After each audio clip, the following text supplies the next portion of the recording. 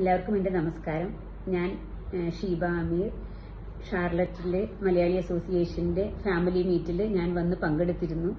ഞാനൊരു special guest എന്നൊക്കെയാണ് അവിടെ അനൗൺസ് ചെയ്തത്. എനിക്കറിയാം, ഞാനൊരു സ്പെഷ്യൽ ഗസ്റ്റായിട്ടൊന്നല്ല വന്നത്. ഞാൻ ചോദിച്ച് സോലസിനെ പറ്റി പറയാൻ കുറച്ച് സമയം തരുമോ എന്ന് ചോദിച്ച് കിട്ടിയ സമയമാണ്. ഒരു കാരണവശാലും ഇത്രയധികം സമയമൊന്നും നിങ്ങൾ തരുന്നു നമ്മൾ പ്രതീക്ഷിച്ചതല്ല. ഞങ്ങൾ പ്രതീക്ഷിച്ചതിനേക്കാളൊക്കെ സമയം നിങ്ങൾ തന്നു. സോലസിനെ പറ്റി പറയാൻ ഒരു ചാൻസ് കിട്ടി. അതിനുള്ളൊരു നന്ദി പറയാനാണ് ഈ വീഡിയോ ഇടുന്നത്. സോലസിന് തന്ന സമയത്തിന്, സോലസിന്റെ പറഞ്ഞ വാക്കുകളും കേട്ട എല്ലാവരോടും നന്ദി പറയാണ്, സ്നേഹം പറയാണ്. ഞാൻ സംസാരിച്ചിറങ്ങിയപ്പോൾ ഒരുപാട് ആളുകൾ സോലസിൻ അവിടെ തുടങ്ങാൻ തയ്യാറാവാമെന്ന് പറഞ്ഞു, തയ്യാറായി വന്നു, അതിന്റെ ഭാഗമാവാന്ന് തയ്യാറായി വന്നു. അതിനോടും ഒരുപാട് നന്ദിയുണ്ട്.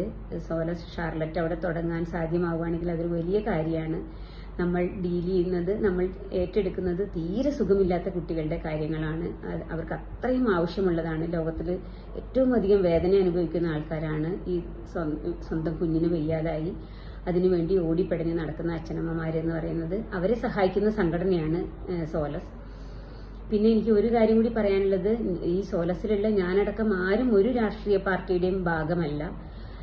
നമ്മളെല്ലാവരും മനുഷ്യൻ എന്നുള്ള ഒറ്റ കാര്യത്തിന് വേണ്ടി നിൽക്കുകയാണ്. അതിനു വേണ്ടിയിട്ട് തന്നെയാണ് ഈ പ്രവർത്തനങ്ങളുള്ളത്.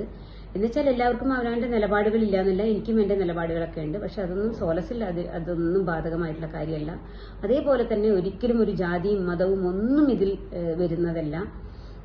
അതും വളരെ ശ്രദ്ധാപൂർവം നമ്മൾ ചെയ്യുന്നതാണ്. സോലസ് ചാരിറ്റീസിന്റെ അമേരിക്കയിലത്തെ വെബ്സൈറ്റ് ഉണ്ട്, സോലസ് ചാരിറ്റീസ് എന്ന് പറഞ്ഞിട്ട് നിങ്ങൾക്ക് പോയി നോക്കാവുന്നതാണ്. solasglobal.org എന്ന് പറഞ്ഞിട്ട് സോലസിന്റെ വേറെ വെബ്സൈറ്റ് ഉണ്ട് കേരളത്തിലെ.